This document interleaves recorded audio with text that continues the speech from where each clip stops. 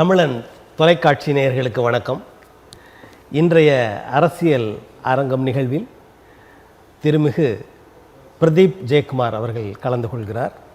அவர் கடலோர மக்கள் பாதுகாப்பு இயக்கத்தின் பொறுப்பாளராக செயல்பட்டு கொண்டிருக்கிறார். அவரை சந்தித்து பேசுவோம். வணக்கம். வணக்கம் ஐயா. அதாவது உலகின் முதல் தொழில் அப்படின்னு கூட சொல்லலாம் மீனவர் தொழிலை. இந்த மீனவர்கள் அவர்களுக்கான உரிமைகளை சரியாக பெற்றுக்கொண்டு செயல்படுகிறார்களா? வாழ்க்கை தரம் எப்படி இருக்கிறது? இதை பற்றியெல்லாம், ஏன்னா நீங்கள் அந்த மீனவர்களுக்காக அல்லது கடலோர மக்களுக்காக நீங்கள் செயல்பட்டு கொண்டிருக்கிறேன் என்பதால் இந்த கேள்வியை வைக்கிறேன். ஆமாங்க ஐயா. இப்போ நீங்கள் கேட்ட கேள்வி பார்த்திங்கனாக்கா, மீனவர்களுடைய வாழ்வாதாரத்திற்கும் அவருடைய வாழ்க்கை தரமும் உயர்ந்திருக்கா இந்த அரசியல் ரீதியாகவும் சமுதாய ரீதியுமாங்கிற கேள்வி கேட்குறீங்க. உண்மையிலே பார்த்திங்கனாக்கா, இப்போது எங்களுக்கு வந்து மீனவர்கள் எங்களுக்கு வந்து பார்த்திங்கன்னா தொழில் ரீதியாக ஒரு சில சலுகைகள்லாம் கொடுக்குறாங்க. அதெல்லாம் இருக்குது, நம்ம இல்லைன்னு சொல்ல. ஆனால் அந்த தொழில் ரீதியான சலுகை இலவசமாக கொடுக்குறாங்கன்றதுனால நாங்கள் வாழ்ந்துட்டோன்னு சொல்லவே முடியாது. என்ன காரணம்னா, அடிப்படையில் எங்களுக்கான உரிமை இன்னும் இம்மி அளவு கூட தரவே இல்லை. ஏன்னா மூதாதையர் காலத்துலேருந்து உதாரணத்துக்கு ஒரு அடிப்படையாக ஒரு விஷயம், ஒருத்தர் 10 வருஷம் ஒரு இடத்துல இருந்தாங்கனாலே அவங்களுக்கு குடியிருப்பு சான்றிதழோ இல்லை அவங்க பட்டாவோ வழங்கணுன்றது சட்ட ரீதியான ஒரு இது. நம்ம கடற்கரை ஒட்டி இருக்கிற நாங்கள் வாழ்கிறதுக்கு இது வரைக்கும் 62 பட்டா கொடுத்துருக்காங்க. அதுக்கப்புறம் இன்றைக்கு வரைக்கும் ஒருத்தர் கூட எங்களுக்கு பட்டா தரவே இல்லை. நாங்களும் போராடி தான் இருக்கோம், நாங்களும் மனு கொடுக்குறோம். அதுக்கான அதிக ஆட்சி மாற்றம் ஏற்படுது. அதிமுக வந்தால் பண்ணுவாங்க, திமுக வந்தால் பண்ணுவாங்க, இதே மாதிரி தான் போயிட்டுருக்கே தவிர, ஆனால் 2 சைட்லையுமே இருந்து இந்த நம்மளோட ஆசையான ஒரு சில இதெல்லாம் நிறைவேற்றுறாங்க. நம்ம இல்லைன்னா சொல்ல முடியாது. இப்போ உதாரணத்துக்கு பார்த்திங்கனாக்கா, எங்கள் இன்ஜினுக்கு மானியம் தராங்க, டீசல் மானியம் தராங்க. ஒரு அதே மாதிரி தடைக்காலம் இடைக்காலம்லாம் வருது. அந்த பணம் வந்து ஃபஸ்ட்டு பார்த்திங்கனாக்கா ஒரு 4500 இருந்தது, இப்போ 7000 ஆக்கியிருக்காங்க, 8000 அந்த மாதிரி அதெல்லாம் இருக்குது. அதெல்லாம் நம்ம சொல்ல. அதுதான், ஆனால் குடியிருப்பதற்கான இடம் இல்லை. ஒரு அந்த நிரந்தரமான அங்கீகாரம் ஒரு மனுஷன் வாழ்ந்தான் இருந்தான்றதுக்கு ஒரு அங்கீகாரமாக. இப்போ உதாரணத்துக்கு கொஞ்சம் ஒரு 5 வருஷத்துக்கு முன்னாடி வந்தவங்களாம் பட்டா வாங்குறாங்க, வெளியாட்கள் எல்லாம் வாங்குறாங்க, பட்டா வாங்குறாங்க, குடிநீர் வசதி வாங்கிக்கிறாங்க. அதாவது மீனவர்களை தவிர அதே இடத்துலையே அதே பெல்ட் பக்கத்துலேயே. ஆனால் எங்களுக்கு நாம் போய் மூவ் பண்ணும்போது தர்றதில்லை. அதுதான் என்ன காரணம்? அதுதானே பாரபட்சம் காட்டுறாங்க. பாரபட்சம் கண்டிப்பாக பாரபட்சம் இருக்குது. இப்போது மீனவர்கள் கடற்கரை ஓரங்களிலே வாழ்ந்து கொண்டிருப்பது வந்து அந்த கடற்கரை அழகை கெடுத்து விடுகிறார்கள் அப்படின்ற ஒரு குற்றச்சாட்டை சொல்கிறாங்க. அதை நீங்கள் எப்படி எதிர்கொள்கிறீங்க? கடற்கரைனாலே மீனவன் தாங்க அழகு. கடற்கரைன்னு பார்த்தோன்னாக்கா உண்மையிலே ஒரு தாய்க்கு வந்து அந்த பிள்ளையோட இது தெரியும். அந்த மாதிரி கடல் அன்னைக்கு எங்களோட அழகு தெரியும். மற்றவங்க வந்து பார்க்குற பார்வைக்குன்னா நாங்கள் தப்பாவோ அசிங்கமாகவோ தெரியலாம். ஆனால் எங்களை பொறுத்த வரைக்கும் நாங்கள் இருந்தால் தான் அழகு கடற்கரைக்கு. இது இப்போ இல்லைங்க, வெள்ளைக்காரன் காலத்துலேருந்து எங்களுக்குன்ட்டு ஒரு உரிமையை கொடுத்தான் வெள்ளைக்காரன். அந்த காலத்தில் வெள்ளைக்காரன் ஆட்சி இருக்கும்போது மீனவர்கள் வந்து தொழில் ரீதியாகவும் தொழில் வந்து கடற்கரையை ஒட்டியே அமைந்து இருப்பதாலும் அவங்களுக்கான உரிமை இந்த இடத்துல நிலைநாட்டணும், அவங்களுக்கான உரிமை பட்டா எல்லாம் வழங்கணும்னு சொன்னாங்க. ஆனால் அதுக்கப்புறம் நம்ம இதில் வந்த பிறகு நம்மளால தான் நமக்கு பிரச்சனையாக ஆயிடுச்சு. ஆக மொத்தம் நாங்கள் அழகு தான். அந்த இடங்களெல்லாம் மீனவர்களை வெளியேற்றி விட்டுட்டு பெரிய நிறுவனங்கள் அவங்க வந்து ஒரு ரிசார்ட் மாதிரி கட்டுறது, இந்த மாதிரியான செயல்பாடுகள்லாம் இறங்குறாங்க. அதை எப்படி பார்க்குறீங்க? அது ஏன்னு நினைக்கிறீங்க? இல்லை, முழுமையான விஷயத்தில் பார்த்தீங்கன்னா நீங்கள் சொல்கிறது 100க்கு 100 உண்மையான விஷயம். என்னன்னாக்கா 2011 நினைக்கிறேங்க ஐயா, 2011 எலெக்ஷனுக்கு அதுக்கு முன்னாடி வரைக்கும் காலகட்டமே மீனவருடைய வாழ்க்கை இங்கேன்னு இல்லை, பழவேற்காடு முதல் பாண்டிச்சேரி முதல் வரைக்கும் ஒரு கேள்விக்குறியாகவே தான் இருந்தது. என்ன காரணம்னாக்கா, ஒரு மேம்பாலம் ஒரு திட்டத்தை எடுத்துகிட்டு வந்தாங்க. அது மத்திய அரசு வந்து காங்கிரஸ் பீரியட்னு நினைக்கிறேன், கரெக்ட். அப்போ வந்து இங்கே திமுக ஆட்சி தான் இருக்குது. ஆனால் திமுக ஆட்சியில் இருந்தவங்க கூட உண்மையிலே அதை வந்து ஒரு முழு மனசாக எதிர்க்கவே இல்லை. ஈவன் பார்த்திங்கன்னா எங்கள் சமுதாயத்தில் இருக்கிற திமுக கட்சிக்காரங்களே கூட அதை வந்து எங்கள் தலைவர் செஞ்சால் நல்லா தான் இருக்குன்ற மாதிரி அதுக்கு வந்து வக்காலத்து வாங்கிட்டு தான் இருந்தாங்களே தவிர நம்ம தான் பாதிக்கப்படுறோம், நமக்காக தான் குழியணுன்றாங்கன்றது அவங்களும் பார்க்கல. அப்போ வந்து இதை வந்து பெரிய அளவில் நாங்கள் எங்கள் திருவான்மையூர் குப்பம், இந்த ஓடை குப்பம், நொச்சி குப்பம், ஊரூர் குப்பம், இந்த மாதிரி எல்லா ஊருமே சேர்ந்து தான் ஒரு பெரிய அளவில் ஒரு போராட்டம் பண்ணால் தான் இதை வந்து ஒரு போராட்டத்தை கையில் எடுத்தால் தான் முடியும் அப்படின்ட்டு ஒரு ஒருங்கிணைப்பு குழு அமைச்சாங்க. அந்த ஒருங்கிணைப்பு குழு அமைச்சதனுடைய விளைவாக தான் ஒரு மனித சங்கிலி போராட்டம் நடத்தணும். அதுக்கப்புறம் ஆட்சி மாற்றம் ஏற்படுது. ஜெயலலிதா அம்மா வந்தாங்க தாயல்வத்தோட. முதல்ல எங்களுக்கு தெரிஞ்சு அவங்க கையெழுத்து போட்ட எத்தனை கையெழுத்து போட்டாங்கன்னு தெரியாது. ஆனால் எங்களுக்கு தெரிஞ்சு அந்த ஃபஸ்ட்டு கையெழுத்து அதுவாக தான் இருக்கும்னு நினைக்கிறேன். இந்த கடற்கரை ஒட்டி உள்ள மேம்பாலத்தினால மீனவர்கள் பெருமளவில் பாதிக்கப்படுவாங்க, கோயில்கள் நிறைய பாதிக்கப்படும், பள்ளி பாதிக்கப்படும், அதே மாதிரி இவங்களோட வாழ்வாதாரம் கேள்விக்குறியாகும் என்ற ஒரே ஒரு காரணத்தை சொல்லியே அந்த திட்டத்தை கைவிட்டு அந்த திட்டம் இனிமேல் தொடரக்கூடாதுன்னு மத்திய அரசுக்கும் ஆணித்தனமாக சொல்லி அந்த திட்டத்தை கைவிட வச்சு அவங்களுக்கு முதல்ல நாங்கள் நெஞ்சார்ந்த நன்றியை தெரிவிச்சுக்கிறோம் அவங்களுக்கு. இப்போ அதற்கு பின்பு வந்த அரசுகள் உங்களுக்கு எந்த விதமான சலுகைகளும் செய்யவில்லைன்னு சொல்கிறீங்களா? நான் முன்னாடி சொன்ன மாதிரி சலுகைகள்ன்றது எங்கள் அன்றாட தேவைக்கு ஒரு விஷயத்தை நம்ம சாப்பாடு கொடுத்துறதுன்றது நம்ம ஏற்றுக்கலாம். ஆனால் நீண்ட கால தேவையாக ஒரு விஷயம் இப்போ எங்களுக்கான உரிமையை இன்னும் அங்கீகாரம் இல்லைங்களே. இப்போ உதாரணத்துக்கு திருவான்மியூர் குப்பத்தில் 2010 முன்னாடி 2002லேருந்து ஒரு சிறு தீ விபத்து ஏற்பட்டுச்சு. அந்த தீ விபத்து ஏற்பட்டு நாளடைவில் பார்த்தீங்கன்னா 2010 மிகப்பெரிய தீ விபத்து. அதில் முன்ன ஒரு உயிர் சேதம் மட்டும்தான் ஏற்படல தவிர மற்றபடி உடைமை, பொருட்கள், வீடு எல்லாம் நாசமாச்சு. அது பெரிய அளவில் நடந்ததால் சட்டமன்றத்தில் அன்றைய துணை முதல்வராக இருந்த ஐயா இன்றைய முதல்வராக இருக்கார். அவர் துணை முதல்வராக இருக்கும்போது எதிர்க்கட்சி வரிசையில் இருந்த ஜெயக்குமார் ஐயா அவர்கள் தான் கேள்வி நேரத்தில் கேட்குறார், திருவான்மியூர் குப்பத்தில் இந்த மாதிரி அடிக்கடி தீ விபத்து ஏற்படுது, இப்போ ரொம்ப பேர் பாதிக்கப்பட்டிருக்காங்க, அவங்களுக்காக நீங்கள் என்ன பண்ண போகிறீங்க அப்படின்னு கேட்கும்போது ஐயா அவர் சொன்னார், என்னன்னாக்கா எல்லாருக்கும் 350 குடும்பங்களுக்கும் கடற்கரை ஒட்டிய தொழில் வாழ்வாதாரம் பாதிக்காத வகையில் கல்நார் வீடு கட்டி தரப்படுன்னு சொன்னதுக்கப்புறம் நாங்களும் முயற்சி பண்ணிகிட்டே இருக்கோம். சட்டமன்றத்தை சொல்லிட்டாங்க, அதனால் நாங்களும் எங்கள் ஆட்கள் என்ன பண்ணுறோன்னாக்கா நீங்கள் கொட்டால இது கட்ட தேவையில்லை, சட்டசபையிலே பேசியாச்சு, ஐயா சொல்லியாச்சு, கண்டிப்பாக அதுக்கான முயற்சி நடக்குது, வீடு கட்டி தந்துடுவாங்க, நீங்கள் கட்டினீங்கன்னா திரும்பவும் தீ விபத்து ஏற்படுதுனாக்கா நமக்கு தான் பாதிக்கப்படும் சொல்லிட்டு ஒரு கிட்டத்தட்ட ஒரு 2 ஏக்கர் 3 ஏக்கர் அந்த இடம் இருக்கும். அந்த இடத்துல யாருமே வீடு கட்டல. 350 வீடும் அப்படியே கட்டாமலே விட்டாச்சு. விட்டுட்டு அதுக்கப்புறம் ஆட்சி மாற்றம் ஏற்பட்டுச்சு. அந்த ஒரு 10 வருஷம் போச்சு, அது கிடப்பிலே போட்டாங்க. நாங்களும் முயற்சி பண்ணிகிட்டே தான் இருக்கோம். அதாவது துணை முதல்வர் சொன்னார், அதுக்கப்புறம் 2 முறை அண்ணா திராவிட முன்னேற்ற கழக ஆட்சி. உங்களுக்காக பேசிய ஜெயக்குமார் அவர்களும் அதை கண்டுகொள்ளலையா? ஆமாம், உண்மை அது. அதெல்லாம் நம்ம மறுப்பே கிடையாதுங்க. இப்போ இதில் பார்த்திங்கன்னா அந்த எல்லா ரெக்கார்ட்ஸும் நாங்கள் வச்சுருக்கோம். திருவான்மியூர் குப்பத்தில் எல்லா ரெக்கார்ட்ஸும் அவர் சட்டசபையில் பேசுனதுலேருந்து அந்த அவை குறிப்புலேருந்து நாங்கள் கொடுத்த லெட்டர்ஸ்லேருந்து எல்லாமே எங்ககிட்ட இருக்குது. எங்களுடைய அந்த இடமும் அந்த பாதிக்கப்பட்ட இடமும் அப்படியே தான் இருக்குது. இப்போ நம்ம உதாரணத்துக்கு பார்த்திங்கன்னா ஒரு 14/6/2024 அன்றைக்கி என்ன பண்ணுறாங்கனாக்கா 14 வருஷம் ஆயிடுச்சு. 14 வருஷம் ஆயிடுச்சு. இதோடு நம்ம மோதி பார்த்தாச்சு, ஒன்றும் பிரச்சனை. ஏன்னா நமக்கு அங்கே தீர்வு கிடைக்கிற மாதிரி இல்லை.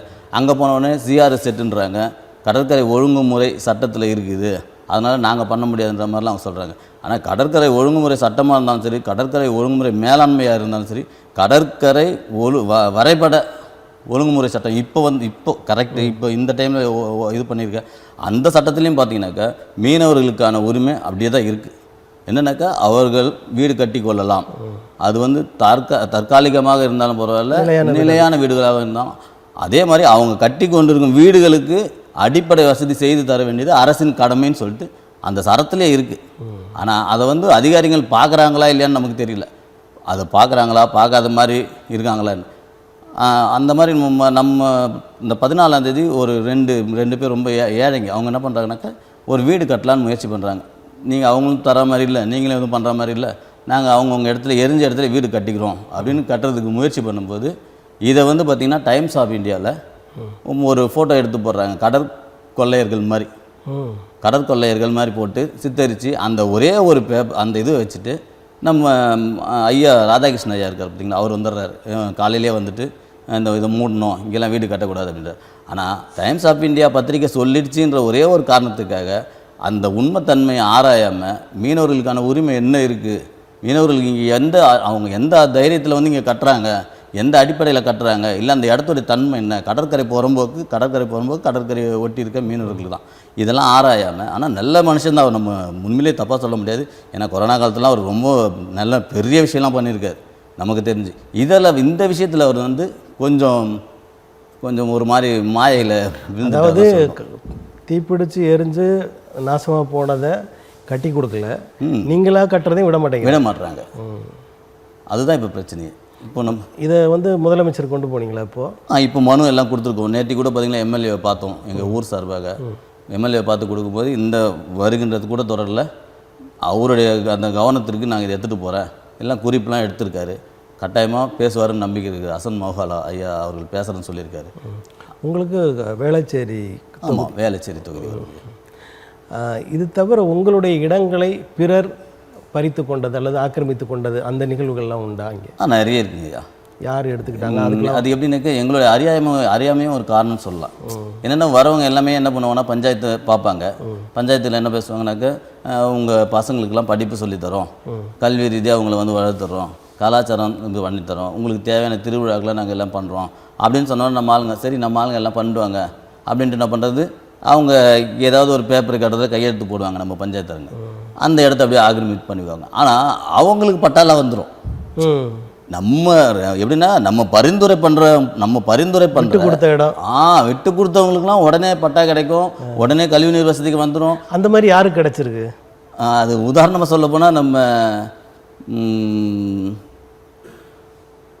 அது யாருக்குனாக்கா நம்ம ஹரேராம் ஹரேகிருஷ்ணன் ஒரு நிறுவனம் ஒன்று இருக்குது. அவங்கள நம்ம தப்பாக சொல்ல முடியாது. அவங்களும் அதே பெல்ட்டில் தான் இருக்காங்க, அவங்களுக்கு கொடுத்துருக்காங்க. இந்த சைடில் பார்த்தீங்கன்னாக்கா நம்ம எஸ்ஆர்எம் காலேஜ் இருக்குது பார்த்தீங்களா, அவங்களும் அந்த ஒரு இடம் ஒன்று வச்சுருக்காங்க, அவங்களுக்கும் இருக்குது. அதுக்கு பக்கத்தில் பார்த்தீங்கன்னாக்கா இன்னொரு ஒரு முதலாளி, அவர் பேர் தெரியல, அவருக்கும் இருக்குது. அவங்களும் எல்லாம் பெரிய பெரிய இடம் தான் வச்சுருக்காங்க எல்லாருமே. இந்த பள்ளி கல்வி கலாச்சேத்ரா, அது கலாச்சேத்ரா ஃபவுண்டேஷன் பெரிய, அது உங்களோட இடங்கள் தானே? ஆமாம்மா, எங்களோட முதலாளி. நீங்கள் வந்து பார்த்தீங்கன்னா 50க்கு முன்னாடிலாம் பார்த்தீங்கன்னா எங்கள் பேர் தான். அதுக்கெல்லாம் பட்டா சிட்டா பத்திரம்லாம் இருந்ததா? முன்னாடி இருந்தது. அதான் நான் சொல்கிறேன், 63க்கு முன்னாடிலாம் நம்மளது இருந்தது.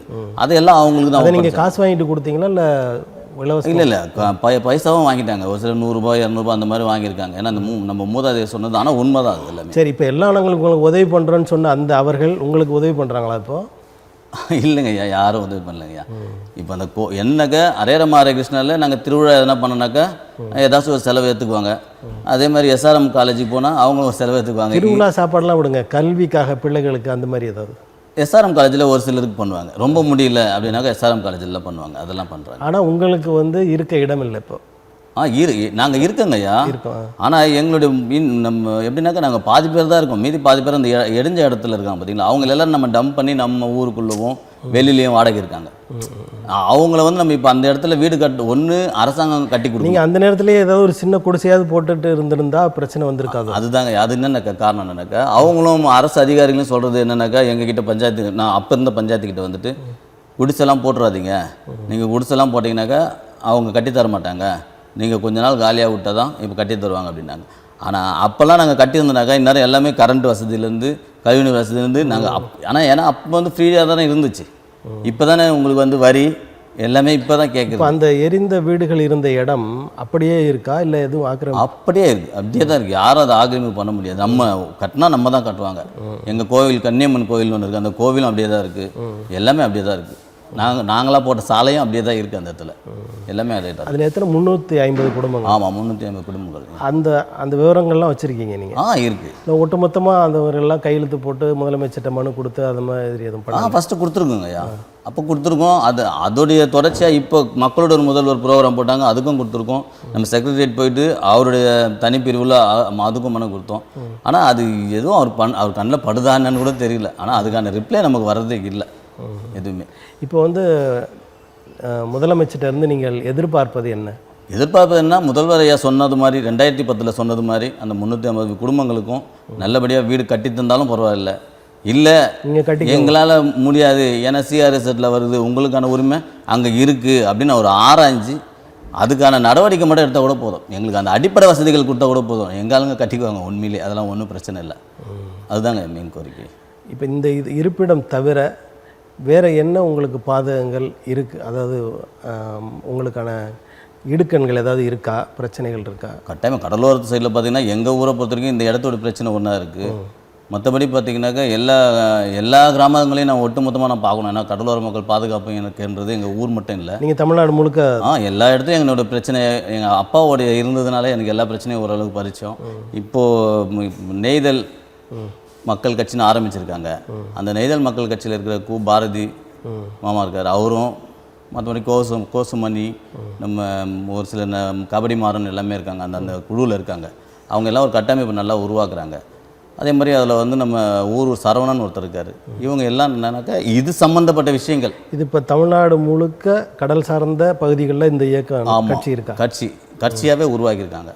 அது இல்லாமல் நம்ம பஞ்சாயத்து ரீதியாக ஒரு அமைப்பு உருவாக்க போகிறாங்க. பஞ்சாயத்து கட்சியை அப்பாற்பட்டு ஒரு பஞ்சாயத்து ரீதியாக தொழில் ரீதியாக உங்களுக்கு அங்கங்கே பஞ்சாயத்து இருக்கும் தானே?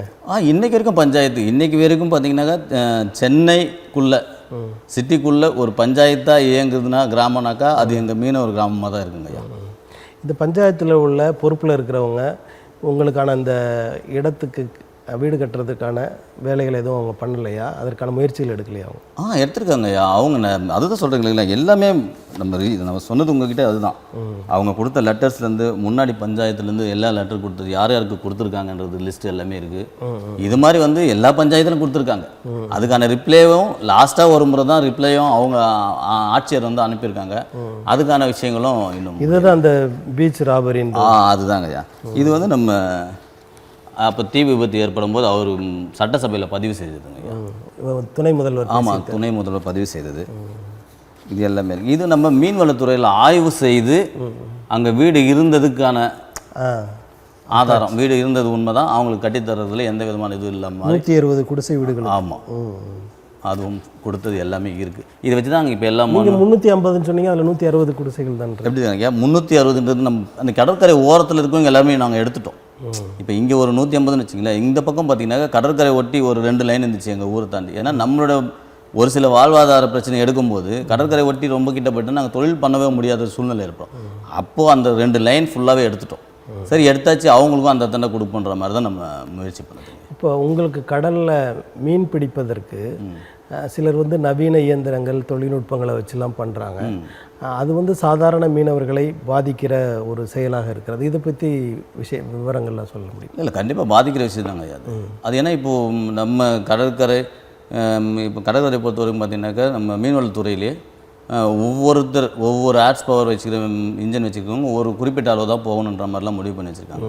ஆனால் ஒரு சிலர் பார்த்திங்கன்னா ஒரு காசிமேட்லேருந்துலாம் ரொம்ப கரையிலலாம் வருவாங்க. அப்புறம் நாங்களே போய்ட்டு இவ்வளோ கரையில் வந்து நீங்கள் தொழில் பண்ணிங்கன்னா எங்களுக்கு பாதிக்கும், நாங்கள் வலை விடும்போது அது நேரடியாகவே வலையில் பட்டுச்சுன்னா நாங்கள் உங்கள்கிட்ட ஒன்றும் பண்ண முடியாது அந்த ஓட்டிக்கிட்ட அப்படின்னும் போது அவங்க மனிதாபிமான அடிப்படையில் மேலே போயிடுவாங்க. அப்படி போகலை, அவங்க அங்கேயே தொழில் பண்ணிட்டு இருந்தாங்களா, நாங்களும் அந்த நம்பரை நோட் பண்ணிவிட்டு மீன்வளத்துறையில் புகார் கொடுத்துருவோம்.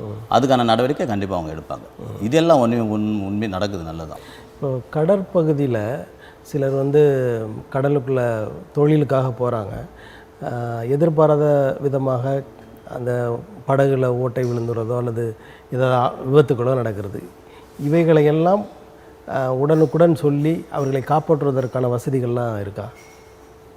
மேக்ஸிமம் நம்ம எங்கள் அதான் நம்ம மீனவர்களே மேக்ஸிமம் எடுத்து எப்படின்னா ரெக்கவர் பண்ணி எடுப்பாங்க. யாரோ ஒருத்தர் விழுந்துட்டாங்கன்னா கூட நம்ம ஆளுங்களே ரெக்கவர் பண்ணி, அதெல்லாம் நிறைய விஷயம் நடந்திருக்கு. ஆனால் அதெல்லாம் நம்ம பப்ளிசிட்டி பண்ண மாட்டாங்க. ஒரு சில ரொம்ப முடியாத விஷயம் அதை மாதிரி இருந்தால் மட்டும் நம்ம மீன்வளத்துறையில் சொன்னோன்னாக்கா போட் அனுப்புவாங்க, ஹெலிகாப்டர்லாம் அனுப்புவாங்க, இந்த மாதிரிலாம் அனுப்பி பார்த்துருக்காங்க. அதையும் மீறி நம்ம எங்கள் ஊர்லேயே பார்த்திங்கன்னா சண்முகம்னு ஒருத்தர் இறந்துட்டார், கடலில் விழுந்துட்டு கடலில் தொழில் பண்ணும்போது மின்னல் இருந்து இறந்தார். அப்புறம் தேசங்கன்னு ஒருத்தர் இறந்தார். அவங்களுக்கான நிவாரணம் கொடுத்தாங்க. அதெல்லாம் அரசு கொடுத்துருவாங்க. அதெல்லாம் கொடுத்துருவாங்க. இது தவிர இப்போ நீங்கள் சென்னை கடற்கரை ஒன்றும் அவ்வளோ பெரிய சிக்கல் இல்லை. தென்பகுதியிலலாம் பார்த்திங்கன்னா இலங்கையில் இருக்கிறவங்க நம்ம மீனவர்களை சுட்டுறாங்க, அடிக்கிறாங்க. இந்த மாதிரி சிக்கல்கள்லாம் எப்படி நீங்கள் ஹேண்டில் பண்ணுறீங்க? இது வந்து ஏன்னா இப்போது ஒரு சில விஷயம் பார்த்திங்கனாக்கா இலங்கை கடற்படை வந்து நம்மளை வந்து அடிக்கடி பிடிச்சிட்டு போகிறது இது வந்து வாடிக்கை ஆயிடுச்சு. உண்மையிலே சொல்ல போனாக்கா அம்மாவுடைய ஆட்சி காலத்தில் அது எப்படியோ அது எப்படி சொல்கிறது தெய்வாதீனமான இருந்ததா இல்லை அவங்களோட துரிதமான நடவடிக்கைகள் இருந்துதான் தெரியாது. உயிர் சேதமும் எதுவுமே இருக்கே இருக்காது. அந்த அந்த அந்த அந்த 5 வருடம் அவங்க ஆட்சியில் எந்த ஒரு பிரச்சனையுமே இல்லாமல் தான் இருந்துச்சு. இப்போ வந்து பார்த்திங்கன்னா நம்ம இந்திய கவர்மெண்ட்டே எங்களை சுடுற மாதிரி ஆயிடுச்சு. இப்போ நம்ம இந்திய இராணுவமே நம்மளை சுட்டுருக்காங்க, ஒரு மீனவரை சுட்டுட்டாங்க. ஆனால் அதெல்லாம் நம்ம கண்டிப்பாக கண்டிக்கத்தக்கது தான். ஏன்னா நம்ம மீனவரை பாதுகாக்கிறது தான் நம்ம இந்திய இராணுவத்துடைய இதுவாக இருக்கணுமே தவிர நம்மளே சுட்டுனாக்கா அது கண்டிப்பாக தப்பு தான். தப்பு பண்ணால் நீங்கள் பிடிச்சிட்டுங்க. இவர் மீனவர்கள் கூட தொழிலை, அதாவது மீன்பிடி தொழிலை செய்யாமல் வேறு வித சட்டவிரோத செயல்களை செய்கிறார்கள் என்ற ஒரு குற்றச்சாட்டும் இருக்குது. அது வாய்ப்பே இல்லைங்க ஐயா. ஏன்னா அது எப்படின்னா ஒரு 100 பேர் இருக்கிற இடத்துல யாரோ ஒருத்தர் பண்ணுற தப்புனால வந்து நம்ம எல்லாரையும் பாதிக்கப்படும் நம்ம சொல்ல முடியாதுங்க ஐயா. ஒரு சிலர் யாருன்னா பண்ணலாம். ஆனால் இது வந்து எங்களுடைய தொழிலே இல்லை. எங்களுக்கு கடவுள் புண்ணியத்தில் பார்த்தீங்கன்னாக்கா கடல் இருக்குது, நாங்கள் அந்த மீனை பிடிக்கிறோம், அதனால் நம்ம சம்பாதிக்கிறோம். எங்களுக்கு முடிஞ்ச வரைக்கும் எங்களை காப்பாற்றிக்கிற அளவுக்கு போகுது, அது போதும். இப்போ கடந்த காலங்கள்லாம் பார்த்தீங்கன்னா எப்போவுமே தொழில் நடத்திட்டு இருப்பீங்க ஏதாவது புயல் அந்த மாதிரி காலங்களில் போக மாட்டீங்க. ஆனால் இப்போ வந்து ஒரு 2 மாத காலம் நிறுத்தி வச்சுறாங்க. இது எதற்காக? தடைக்காலம் எதுக்காகனாக்கா இப்போது எல்லா நேரத்திலும் நம்ம அந்த இன்ஜின் சவுண்டு எல்லா நேரத்துலையும் வலையை போட்டு மீனை பிடிச்சுன்னு வச்சிங்களேன், அந்த மீன் வந்து குஞ்சு பொறிச்சு வளரணும். அந்த அந்த வளர்ச்சிக்கான ஒரு 2 மாதமாக தான் அது நல்ல விஷயந்தாங்க ஐயா. அதாவது மக்களோட தேவை அல்லது அந்த மீன் பிடிப்புலாம் அதிகமாகிடுச்சு, ஆனால் இனப்பெருக்கம் குறைவாக இருக்குன்னு நினைக்கிறீங்களா? ஆமாங்க, நிறைய கம்பெனிஸ் வந்து பார்த்தீங்கன்னா உள்ளதானே கருப்பிடம் எல்லாத்தையும் உள்ளதானே கழிவுநீர் எல்லாத்தையும் விட்டுடுறாங்க. அது இல்லாமல் தான் அம்பானி குரூப் உள்ளே வந்துச்சு, எல்என்டி உள்ளே வந்தாச்சு. ஒரு 14,000 ஏக்கர் கிட்ட கொடுத்துருக்காங்க, தார வாத்துக்கிறாங்க பழவேற்காடு சைட்லேருந்து. இப்போ இது எல்லாம் வயலேஷன் தான், இது எல்லாமே கடலோடைய வயலேஷன். உங்களோட சின்ன ஒரு வீடு கட்ட விட மாட்டேங்கிறாங்க கரையில், அதுதான். ஆனால் பல ஆயிரம் ஏக்கரில் கொடுக்குறாங்க. பல ஆயிரம் ஏக்கர். நம்ம இன்னும் மிஞ்சி போனால் ஒரு 20க்கு 20 20க்கு 30 வீடு கட்ட போகிறாங்க. அதில் எப்படின்னா நாங்கள் எந்த ஒரு மரத்தையும் அழிக்கிறது கிடையாது. எங்கள் கடற்கரை பகுதியிலேருந்து ஒரு மரத்தை கூட நாங்கள் வெட்டிட்டு வீடு கட்ட போகிறதே இல்லை. தரிசு மணல் மாதிரி இருக்கிற இடத்துல தான் நாங்கள் வீடு கட்ட போகிறோமே, அதுதான் அதுக்கே தடுக்கிறாங்க. இது நீங்கள் சொல்கிற மாதிரி பார்த்தீங்கன்னாக்கா கண்டிப்பாக அந்த பாதிப்புலாம் இருக்குது. இந்த மாதிரி செயல்களில் பெரிய பெரிய நிறுவனங்கள் தலையிடுறதுனால அரசாங்கமும் அவர்களுக்கு சாதகமாக நடந்துக்கிறதா? கட்டாயமாக நடக்கிறாங்க ஐயா. இல்லை அதெல்லாம் நம்ம வந்து மாற்றுக்கிறதுக்கு இடமே இல்லை. இதில் எந்த அரசாக இருந்தாலும் அப்படி தான். இல்லை எந்த அரசாக இருந்தாலும் இன்றைக்கி வந்து இன்றைக்கி திமுக திட்டினாங்கன்னு வச்சிங்களேன், அடுத்த ஆட்சியில் வந்து திமுக வந்து அதிமுக திட்டுவாங்க. இவங்க அவங்கக்கிட்ட கைவிட்டு வாங்கிட்டாங்க. ஆனால் ஆக மொத்தம் ஏதோ பர்சன்டேஜில் வாங்கிட்டு தான் இருக்காங்க. இது ஆணித்தனமான உண்மை. இதெல்லாம் இல்லாமலாம் இருக்கவே இருக்காது. ஏன்னா இல்லைனாக்கா அவ்வளோ பெரிய எல்என்டி நிறுவனத்தை கப்பல் கடும் கூட கொடுத்துருக்காங்க. அது பக்கத்தில் பார்த்திங்கனாக்கா ஒரு அண்ணா துறைமுகம் ஒன்று இருக்குது. துறைமுகம் கவர்மெண்ட். இது அண்ணனை பக்கம் பார்த்தா எல்என்டி. அந்த எல்என்டிக்கு அவ்வளோ பெரிய இடத்த கொடுத்துட்டு மீனவர்களை வெளியேற்றுறாங்க.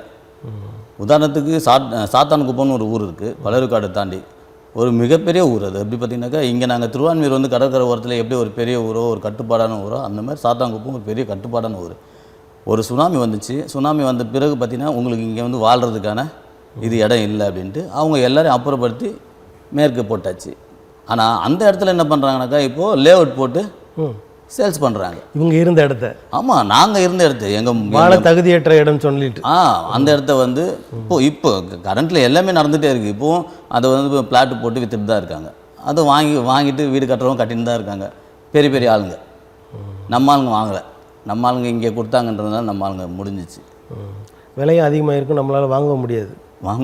ஆனால் இப்போ என்னன்னாக்கா அது ஒரு சிலர் இப்போது எல்லாமே அந்த மாதிரி விட்டுற முடியாது இல்லைங்களா. இப்போ அவங்க விட்டுட்டாங்கனாக்கா இப்போ உதாரணத்துக்கு இப்போ ரொம்ப பொறுத்தவரை நம்ம மகாபலிபுரம் முன்னாடி பார்த்திங்கனாக்கா சூளேரி காட்டுக்குப்பத்தில் வந்து கடல் நீர் குடிநீராக்கம் திட்டம் அம்மா பீரியடில் உருவாக்குனாங்க. ஆனால் அந்த கடல் நீர் குடிநீராக்கம் திட்டம் பார்த்திங்கனாக்கா பொதுமக்கள் இல்லாத இடத்துல காலி இடத்துல உருவாக்கியிருந்தாங்கனாக்கா எந்த விதமான பாதிப்பும் இருந்திருக்காது. ஆனால் அங்கே பார்த்திங்கனாக்கா பொதுமக்கள் பக்கத்துலேயே சூளேரி காட்டுக்குப்பம் இருக்கிற ஊர் பக்கத்துலேயே அவங்க ஓப்பன் பண்ணதுனால இப்போ சூளேரி காட்டுக்குப்பம் 3 லைன் காலி ஆகிடுச்சு. கடல் அரிப்பு உள்ளே வந்துடுச்சு. ஏன்னா இயற்கையை நீங்கள் வந்து சீண்டும் போதோ இயற்கையை நம்ம வந்து இயற்கைக்கு மாறாக ஒரு விஷயத்தை பண்ணும்போது அதோடைய எஃபெக்ட் கண்டிப்பாக இருக்க தான் செய்யும். அது மாதிரி இந்த சூளேரி காட்டுக்குப்பம் இப்போது மேக்ஸிமம் அது வந்து டோட்டலாக ஊரே காலியாக இருக்குது. அப்போ நான் சின்ன வயசாக இருக்கும்போது அப்போ அந்த பாரதி மாமா எல்லாரோடும் அந்த அமைப்பு ரீதியாக போய் பேசும்போது இந்த திட்டத்தை வந்து நீங்கள் எதிர்க்கணும், இது வந்து நமக்கு வந்து பின்னாடி பாதிப்பு அப்படின்னு சொல்லும்போது அந்த ஊரில் இருந்த அந்த கட்சிக்காரங்களே கூட ஏன் எங்கள் ஊரில் வந்தால் எங்களுக்கு வேலை கிடைக்க போகுது, உங்களுக்கு என்ன இதில் அப்படின்ற மாதிரி ஒரு சிலர் சொன்னாங்க. இப்போ அந்த சொன்னதோட விளைவு இப்போ பார்த்தீங்கன்னாக்கா எங்கள் ஊர்லாம் நாடுறாங்க. அவங்க எங்களுக்கு இன்னொரு பிளான்ட் போடாத அளவுக்கு நீங்கள் பாருங்கள், இன்னொரு பிளான்ட் போட்டால் எங்கள் ஊரே இருக்காது அப்படின்ற மாதிரி சொல்கிறாங்க. ஆக எல்லா திட்டங்களும் கடற்கரை ஒட்டியே தான் வருது. கடற்கரை ஒட்டி வரும்போது கண்டிப்பாக எங்கள் மீனவர்கள் எல்லாருக்குமே பாதிப்பு தான் இருக்குது. உங்களுடைய தந்தையார் மீனவ சமுதாயத்திற்காக நிறைய போராட்டங்கள் நடத்தினா, அவங்க உரிமைகளுக்காக பாடுபட்டார்னா கேள்விப்படுறோம். அவரை பற்றி கொஞ்சம் சொல்லுங்கள், என்னென்ன போராட்டங்கள் நடத்துனாங்க? அவர் பார்த்திங்கன்னா ஒரு போல்டான ஒரு மிகப்பெரிய இரும்பு மனிதர் தான் நான் சொல்லணும். ஏன்னா யாருக்கும் பயப்பட மாட்டார். அவங்க பேர் ஜெயக்குமார். கயல் வேங்கை ஜெயக்குமார். அவர் கயல் வேங்கை. அவர் பொதுவாகவே கடற்கரை ஓரத்தில் சிங்கம்னு அழைப்பாங்க. அவர் வந்தாலே எந்த பிரச்சனையாக இருந்தாலும் கொஞ்சம் போல்டாக பேசுவார், எல்லா விஷயத்தையும் தீர்வு காணுவார், அந்த மாதிரிலாம் இருக்கும். அவருடைய இது பார்த்திங்கன்னா நிறைய விஷயத்தில் குறிப்பிட்ட கடற்கரை பகுதியில் எல்லா விஷயத்துலேயும் அவர் நிறைய போராட்டங்கள் சமுதாயத்திலேயே எனக்கு தெரிஞ்சு இப்போ இருக்கிற சமுதாய தலைவர்கள் யாரை கேட்டாலும் அதிகமாக போராடின ஒரு மனிதர்னாக்கா அது அவராக தான் இருக்கும். ஏன்னா ஒரு சின்ன சின்ன விஷயமா இருந்தாலும் சரி, அது பெரிய பிரச்சனையாக இருந்தாலும் சரி, போராட்டம்னாலே அவருக்கு ஏதோ பிரியாணி சாப்பிட்ற மாதிரி அவர் அந்த போராட்டம் வாழ்க்கையே போராட்டத்தில் தான் முடிஞ்சிச்சு. அவர் போராட்டத்தில் தான் இறந்தாருன்ற மாதிரி ஆயிடுச்சு. அவரோட முக்கியமாக பார்த்தீங்கன்னாக்கா இந்த முன்னாடி நான் சொன்ன மாதிரி மேம்பால திட்டம் வந்து ஒன்று கொண்டு வந்தாங்க பார்த்தீங்களா, அதில் அவருடைய பங்கு பெரிய பங்கு, அது நிறுத்துறதுல அது அவருடைய பங்கு ரொம்ப இருந்துச்சு. அது டெல்லியில் போயிட்டு மனு கொடுக்குறதாக இருக்கட்டும், டெல்லியிலே போராட்டம் பண்ணாங்க. எங்கள் அப்பாவோட பாரதி மாமா, இந்த கோசுமணி அண்ணன், அப்புறமா கபடி மாறன் அண்ணன், எங்கள் திருவான்மியூர்லேருந்து என் ரத்தினவேரில் இருக்கார், அவரும் பார்த்திங்கனாக்கா இந்த மனித சங்கிலி இதுக்காக போராடினாங்க. அது மாதிரி நிறைய பேர் நிறைய விஷயங்கள் நிறைய போராட்டம் நடத்தியிருக்காங்க. அதில் அவருடைய பங்கு ரொம்ப முக்கியமானது பார்த்திங்கனாக்கா இந்த விஷயத்தில் ஒன்று, சிந்தாதிரிப்பேட்டை மீன் மார்க்கெட் பார்த்திங்கனாக்கா ஒரு 50 வருஷமாக நம்ம மீனவர் தான் வந்து அங்கே கடையெல்லாம் நடத்திட்டு வந்திருந்தாங்க. அதில் வந்து அவர் முழு மூச்சாக திரு ஐயா அப்பாராவ் அவரோட தொடர்ந்து அது சட்ட ரீதியாக இருக்கட்டும், மற்றபடி நேரடியாக இருக்கட்டும், எல்லாத்துலேயும் போராட்டம் பண்ணி எவ்வளோ விஷயத்தை பண்ணி தக்க வச்சாங்க. ஆனால் இன்றைக்கி தனியார் கையில் தானே இருக்குது. இன்றைக்கி அந்த மீன் மார்க்கெட் தனியார் கையில் போயிடுச்சு. அப்போது வசந்த் மோகலா ஐயா இருக்கார், அவங்களோட அப்பா தான் அவர் வந்து அப்பா மேலே வந்து டிபார்ட்மெண்ட் ஷூட்டே 50 லட்ச ரூபாய்க்கு போட்டார். அந்த கேஸ் நிலுவையிலேருந்து அப்பா இறந்ததாக தள்ளுபடி ஆகிடுச்சு. அதே மாதிரி அது தக்க வச்சார். இப்போது அவருடைய இது என்ன ஒவ்வொன்றும் விட்டாச்சுன்னு தான் நான் நினைக்கிறேன். ஏன்னா பட்டினம்பாக்கத்தில் மீன் மார்க்கெட், அந்த மீன் மார்க்கெட்டை வந்து போலீஸ் ஸ்டேஷனாக மாற்றுறதுக்கு ஒரு 2017 அந்த வாக்கில் முயற்சி பண்ணுறாங்க. அது அம்மா பீரியட்லேயே வந்து மீன் மார்க்கெட்டாக கொடுத்தது. திருவான்மியூரில் எப்படி ஒரு மீன் மார்க்கெட் இருந்ததோ அதே மாதிரி இங்கே ஒரு மீன் மார்க்கெட் மீனவ மகளிருக்காக கொடுத்தாங்க. அதை மீன் மார்க்கெட்டை கரெக்டாக முடித்து அந்த மீனவர்கிட்ட ஒப்படைக்காமல் அந்த மீன் மார்க்கெட் அப்படியே சும்மா இதுவாகவே இருந்ததை தவிர அதை வந்து காவல்துறையாக மாற்றுறதுக்கான முயற்சி நடத்தியிருந்தாங்க. அது அப்பாவை போய் பார்த்துட்டு அதுக்காக சட்ட ரீதியாக ஒரு வழக்கு போட்டு அதை நிறுத்தி வச்சுருந்தார். இன்றைக்கு வரைக்கும் நிறுத்தி வச்சுருந்தார். இப்போ கூட பார்த்திங்கன்னா எங்கள் மீனவர்கிட்ட வந்து எங்களுக்கு லீஸ் மாதிரி கொடுங்க, எங்களுக்கு இந்த பாலம் கட்டுறதுக்குலாம் ஆள் இருக்கணும் அப்படின்ற மாதிரி ஒரு ஏமாத்துதலான வார்த்தைகளை சொல்லி தான் அங்கே வாங்கியிருக்காங்க. ஆனால் அந்த சட்ட ரீதியாக அந்த வழக்கு இன்னமும் நிலுவையில் தான் இருக்குது. அது வெகு விரைவில் அந்த பஞ்சாயத்தோடு சேர்ந்து அதையும் நாங்கள் எடுப்போம், கண்டிப்பாக வெளியேறும். அதாவது எம்ஜிஆர் அவர்கள் கட்சி தொடங்கி வந்த பிறகு மீனவர்கள் எல்லாருமே அண்ணா திராவிட முன்னேற்ற கழகத்துக்கு ஆதரவாக இருந்தார்கள் என்ற ஒரு செய்தி உண்டு. அதில் ஓரளவு உண்மையும் கூட. அதை தொடர்ந்து ஜெயக்குமார் அவர்கள் அமைச்சராக இருந்தார், எம்எல்ஏவாக இருந்தார், எல்லாமே இருக்காங்க. அவர் ஏன் தோற்றார் அந்த பகுதியில்? ஏன் நீங்கள்லாம் ஆதரவு கொடுக்கலையா அவங்களுக்கு? இல்லை மாற்றம் வேணும்னு நினச்சிங்களா? இல்லைங்க, மாற்றம் வேணும் அப்படின்னு நினைக்கல. அது வந்து எப்படி பார்த்திங்கன்னா அவருடைய அணுகுமுறை தான் கொஞ்சம் மிஸ் ஆகிடுச்சு நினைக்கிறேன். ஏன்னா ஒரு சில எல்லாம் நம்ம ஜாதி சமுதாயம் அப்படின்னு நம்ம பேச நம்ம நினைக்க தேவையில்லை. நீங்கள் ஒரு சமுதாய ரீதியாக தான் நீங்கள் வரீங்களே, ஒரு மீனவர்களுடைய ஒரு பிரதிநிதியாக தான் நீங்கள் வரீங்க. இப்போ ராயபுரம் தொகுதி எடுத்தால் மீனவரோட பிரதிநிதியாக தான் நீங்கள் வரீங்க. அந்த மீனவரோட பிரதிநிதியாக வரும்போது அவர்களுக்கான பிரச்சனையை நீங்கள் பேசணும். அங்கே நீங்கள் வந்து நம்மளுடைய பதவியை காப்பாற்றிக்கிறதுக்கோ, நம்ம இந்த மினிஸ்டராக இருக்கோம் அதை காப்பாற்றிக்கிறதுக்காகவோ இருக்கக்கூடாது. நம்மளுக்கு துணிஞ்சது தப்புனா தப்புன்னு சொல்லி மாற்றுறதுக்கான முயற்சி இருக்கணும். இல்லையா நீங்கள் எங்களோட இணைஞ்சு ஒரு பொதுவாக ஒரு எப்படி சொல்கிறது, பஞ்சாயத்து ரீதியாக நான் அதில் கலந்துக்க முடியாது, நீங்கள் அதுக்கான முயற்சியை நீங்கள் தான் மேற்கொண்டு சட்ட ரீதியாக பாருங்கள், ஆலோசகராக கூட இருக்கு, நான் மறைமுகமாக என்ன சப்போர்ட் பண்ணணும் அப்படின்னு. அது மாதிரி ஒரு சிலது ஃபஸ்ட்டு பண்ணிட்டு இருந்தார்.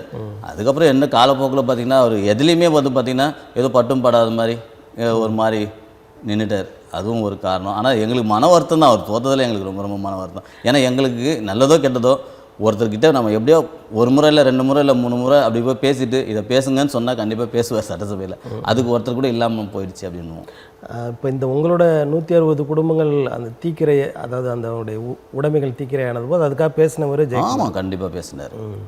இப்போ அதற்கு பிறகு கேபிபிசி சாமி அவர்கள் இருந்தாங்க, அவங்க இறந்துட்டாங்க. அவங்க உங்களுடைய மீனவ சமுதாயத்திற்கு உதவிகள் செய்தாரா? இல்லை செஞ்சுருக்காங்க. ஆனால் நம்ம இந்த எப்படின்னா நம்ம மீன் மார்க்கெட்டு எங்கள் திருவான்மியூர் குப்பத்துடைய மீன் மார்க்கெட் ஒன்று இருந்துச்சு. அந்த குப்பம் பீச் ரோட்டில் பார்த்திங்கன்னா மீனவர்கள் வந்து ஒரு குறைஞ்சபட்சம் ஒரு 60 குடும்பங்கள் இருந்தாங்க. அதை எல்லாத்தையும் காலி பண்ண வரும்போதெல்லாம் வந்து எங்களுக்காக குரல் கொடுத்தாரு, எல்லாம் நின்னார், அதிகாரிகிட்ட பேசினார், இதனால் ஒன்றும் பிரச்சனை இல்லைன்ற மாதிரிலாம் சொல்லி நிறுத்தினாங்க. நம்ம அதெல்லாம் இல்லை, அடிப்படையாக ஒரு விஷயத்த இன்னமும் பண்ணல. இன்னும் அந்த குப்பம் பீச் ரோட்டில் கூட பார்த்திங்கன்னா எங்களுக்கு பட்டாவை யாருக்கும் கொடுக்கவே இல்லை. அங்கேயும் எனக்கு தெரிஞ்சு ஒரு 40 வருஷத்துக்கு மேலே நாங்கள் இருக்கிறோம், 40-50 வருஷமாக நாங்கள் இருக்கிறோம். அடிப்படையாக எங்களுக்கு அந்த அந்த மீனவர்களுக்கு ஒரு எப்படி சொல்கிறதுனா பட்டாவோ ஒரு குடியிருப்பு சான்றிதழோ எதையுமே வழங்காமல் இன்னமும் அந்த ஒரு ஏதோ சிலோன்லேருந்து வந்த மாதிரி அகதிகள் மாதிரி தான் இருக்கிறோம் இன்னமும் நாங்கள் இல்லை எல்லாருமே.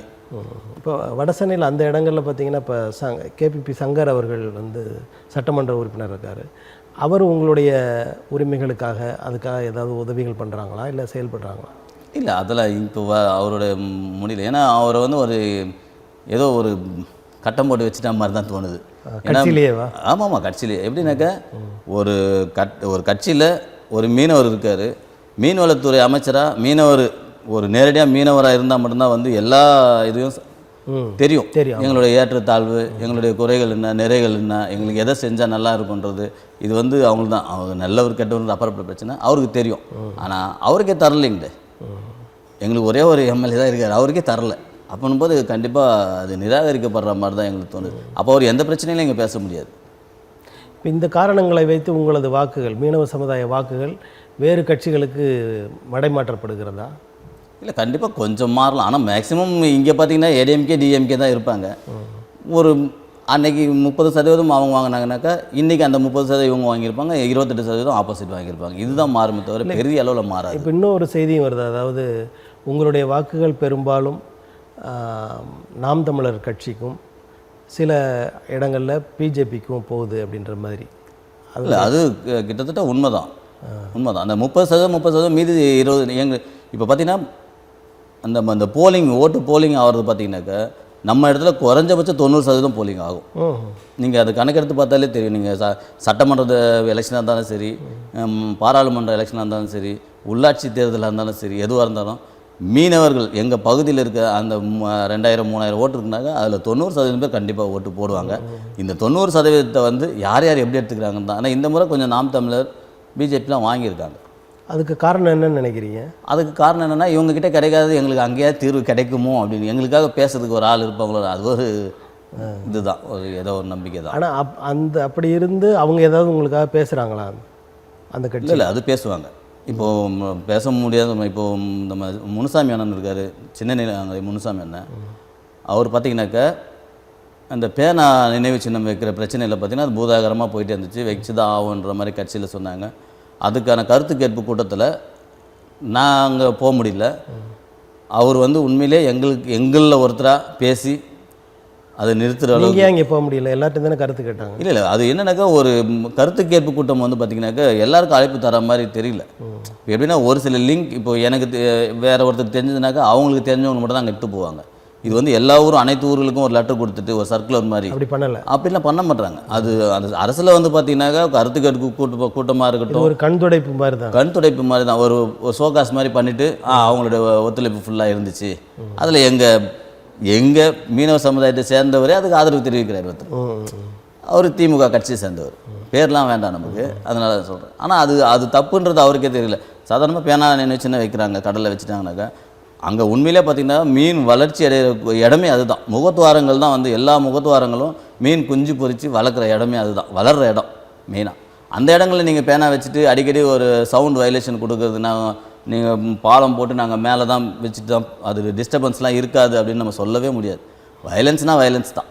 இப்போ நீங்கள் வச்சாச்சு, அடுத்தது ரெட்டையில் வந்துச்சுனாக்கா அவங்க ஒரு ரெட்டையில் வச்சாங்கன்னா என்ன பண்ண முடியும் எங்களால்? அவங்க வச்சுட்டாங்கன்னா அப்போ எல்லாமே வச்சுட்டு போயிட்டே இருப்போம். இப்போ நீங்கள் வந்து அதானிக்கு எல்என்டிக்கெலாம் கொடுக்குறதெல்லாம் பெருசாக போராட்டம் நடத்தாமல் சாதாரண ஒரு பேனா வைக்கிறதுக்கு ஒரு சிறிய இடம், அதற்கு மட்டும் இவ்வளோ எதிர்ப்பு காட்டுவது ஏன்? அதுக்கு எதிர்ப்பு காட்டுவது ஏன்னாக்கா இப்போது அந்த பிரச்சனையும் பார்த்தீங்கன்னாக்கா இப்போது நீங்கள் சொல்கிறது இந்த எல்என்டிக்கு போராடாமலாம் இல்லைங்கய்யா, நிறைய போராட்டங்களை சந்திச்சிட்டோம். ஆனால் உண்மையிலே சொல்லப்போனால் எங்களுக்கு முடியல, அவ்வளோதான் நம்ம சொல்லணும். ஒரு சக்திக்கு மேலே சரி போனால் போட்டுன்ற மாதிரி விட்டுடுறாங்களே தவிர வேறு ஒன்றும் இல்லை. ஒரு சில ஆசைகள் நல்லா கவர்மெண்ட் நல்லா விளையாடுறாங்க. மீனவர்களுக்கு என்ன ஆசையை காட்டினா அவங்க விழுவாங்கன்ற மாதிரி அவங்க தோரணை. அதுக்கு நம்ம ஆளுங்களுக்கு ஒரு சிலர் பலியாயிடுறாங்க. இப்போது எல்என்டிக்கு இருந்த இடம் எல்லாம் எங்கள் ஆளுங்க இருந்த இடம் தான், மீனவர் இருந்த இடம் தான். அந்த இடத்த விடாமல் பாரம்பரியமாக நாங்கள் வாழணும், பாரம்பரியமாக கடலை ஒட்டிய காற்றோடு நாங்கள் வந்து சுவாசித்துட்டு வாழணும். இவங்க அப்போவே அந்த நிலையான ஒரு முடிவு எடுத்துகிட்டு இருந்தாங்கனாக்கா கட்டாயமாக அது போயிருக்காது. இப்போ அந்த பகுதியில் வாழ்கிறவங்களே வந்து ஒரு சின்ன சர்க்கிள் வருது பார்த்திங்கன்னா, அந்த சர்க்கிளில் தான் விட்டுடுறாங்க, வேறு ஒன்று. இப்போ உங்கள் மக்களில் சிலர் வந்து பாரதிய ஜனதா கட்சிக்கு வாக்களிக்கிறார்கள் என்று சொல்கிறீங்க. அந்த கட்சி எவ்வளோ காலத்துக்கு முன்னாடி பாபர் மசூதி கீழே எங்கள் கடவுள் இருந்தார், எங்களோட கோயில் அப்படின்னு சொல்லி அதை திருப்பி எடுத்திருக்காங்க. ஆனால் நீங்கள் வசித்த இடங்களை நீங்கள் மறுபடி பெறுவதற்கு அந்த பாரதிய ஜனதா கட்சி உதவுகிறதா, அதை பற்றி பேசுகிறதா? இல்லைங்க, நம்ம இன்னும் அவங்கக்கிட்ட நம்ம போகலை. ஏன்னா இப்போது இங்கே வந்து ஓட்டு மட்டும் போட்டுட்ருக்கீங்க. ஒரு சிலர் போடுறாங்க, நம்ம அதை நம்ம நேரடியாக நான் போடலன்னு சொல்ல முடியாது. ஒரு சிலர் போடுவாங்க. எனக்கும் அந்த மாதிரிலாம் ஒரு சில இதெல்லாம் இருக்குது. நீங்கள் சொல்கிற மாதிரி கட்டாயமாக பிஜேபிக்கிட்டே நம்ம கொடுக்க தான் போகிறோம். எல்லா மனுலாம் நாங்கள் ரெடி பண்ணி வச்சுருக்கோம். எங்கள் ஊருக்காகவும் கடற்கரை ஓரம் மீனவர் பகுதியில் என்னென்ன பிரச்சனை இருக்கோ எல்லாம் ஒட்டுமொத்தமாக நான் சொன்ன மாதிரி இந்த நெய்தல் மக்கள் கட்சி மூலமாகவும் நாங்கள் உருவாக்குற அமைப்பு ரீதியாகவும் ஒரு வலுவாக ஒரு கட்டமைப்பு முதல்ல உருவாக்கிட்டு அரசுக்கு எங்களுடைய பார்வையை எடுத்துகிட்டு வரணும். அரசு வந்து எங்கள் மேலே பார்வை கொண்டு வரணுன்றது கண்டிப்பாக நாங்கள் முயற்சி பண்ணுவோம். நீங்கள் சொன்ன மாதிரி பிஜேபியோ நாங்கள் கண்டிப்பாக நாடுவோம். ஆனால் அதுக்கான எல்லாமே இருக்காங்க, நாங்கள் சொல்லிட்டு தான் இருக்கோம், சொல்லாமலாம் இல்லை. எல்லா பிரச்சனையும் கடற்கரை ஓரங்களில் காலங்காலமாக இருந்த மீனவ குடும்பங்கள் மறுபடியும் அதே இடத்தில் குடியேறுவதற்கான ஒரு சாத்தியக்கூறு இருக்குதா? அது நடக்கும்னு நினைக்கிறீங்களா? கட்டாயமாக இருக்குதுங்க ஐயா, கட்டாயமாக இருக்குது, சாத்தியம்தான். ஏன்னா சட்ட ரீதியாகவே நாங்கள் சொன்னோம், இந்திய அரசியல் அமைப்பு சட்டத்துக்கு கீழே இருக்கிற ஒழுங்குமுறை கடற்கரை ஒழுங்குமுறை ஆணையமும் என்ன சொல்லுதுனாக்கா, மீனவர்களுக்கான உரிமை வந்து என்றைக்குமே பறிக்கப்படாது. மீனவர்கள் தொழில் செய்கின்ற பகுதியிலேயே கடற்கரை ஒட்டியே அவங்க வந்து நம்ம குடிசையோ வீடுகளோ கட்டிக்கலாம், நிரந்தரமான வீடும் கட்டலாம், தற்காலிகமான வீடுகளும் அமைத்து கொள்ளலாம் தான் இருக்குது. அதே மாதிரி இப்போது வந்து வரைபட சட்டம் கூட என்ன சொல்லுதுனாக்கா, நீண்டகால குடியிருப்புக்கு மீனவர்களுடைய நீண்டகால குடியிருப்புக்கு இடம் வந்து ஏற்படுத்தி தருவது கடமை, அரசுடைய கடமைன்னு சொல்லுது. ஆனால் இன்றைக்கு வரைக்கும் அதை பண்ணலை. நீண்டகால குடியிருப்பு மீன்ஸ் இப்போ கடல் வந்து வெப்பமயம் ஆகுதுனால கடல் தள்ளி வருது அப்படின்றாங்க.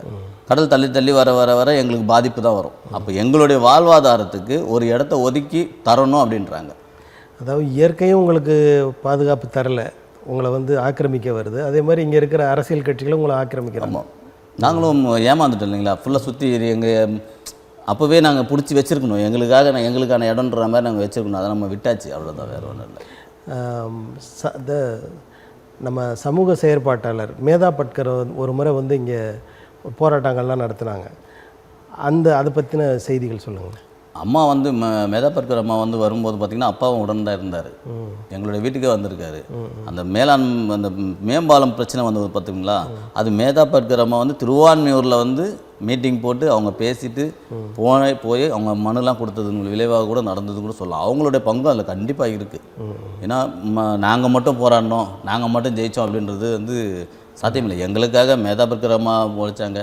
அம்மா கீதா அம்மான்னு ஒருத்தவங்க இருக்காங்க, அமைப்பு சாரா தொழிலாளர் கூட்டமைப்பில் கீதா அம்மா. அவங்களுடைய பங்குலாம் பெரிய பங்கு. அவங்களாம் வந்து ஒரு அர்ப்பணிப்பு, அவ்வளோதான், வாழ்க்கைக்காக அர்ப்பணிப்பு. இப்போ என்னால் வந்து ஒரு சில விஷயம் எனக்கு தொழில் இருக்குது, ஒரு சில விஷயத்துக்காக நான் போகணுன்றதுனால முழுமையாக இதில் இறங்க முடியல. ஆனால் என்னுடைய அப்பா அவங்க எல்லாம் முழுமையாக இதுக்காகவே இறங்கி ஒர்க் பண்ணிட்டு இருந்தாங்க. இப்போ அது போன்ற அதாவது சமூக செயற்பாட்டாளர்கள், மக்களுக்காக உழைக்கிறவர்கள், அவங்க வந்து இப்போ உங்களுக்கு உதவியாக வர்றாங்களா? இப்போ இருக்கிறவங்க கட்டாயமாக வராங்க. அந்த மாதிரி யார் யார் வந்திருக்கிறாங்க? இல்லை, இப்போ பார்த்தீங்கன்னாக்கா நம்ம முனுசாமி அண்ணன்கிட்ட நம்ம சொல்லியிருக்கோம், நம்ம அண்ணாமலை ஐயா கிட்ட பேச சொல்லியிருக்கோம், கண்டிப்பாக பேசுவாங்க. சீமான் அண்ணன்கிட்டே சொல்லியிருக்கோம், பேசுவாங்க, அதுவும் நல்லபடியாக இருக்கும். கண்டிப்பாக எங்களுக்கு வாய்ப்பு இருக்குது. அப்போ இப்படி நீங்கள் இதை பேசுகிறத பார்த்தா எனக்கு என்ன தோணுது, நீங்கள் வாக்களிக்கிறது அந்த 2 கட்சிகளுக்கு தான் வாக்களிக்கிறீங்கன்றது தோணுது.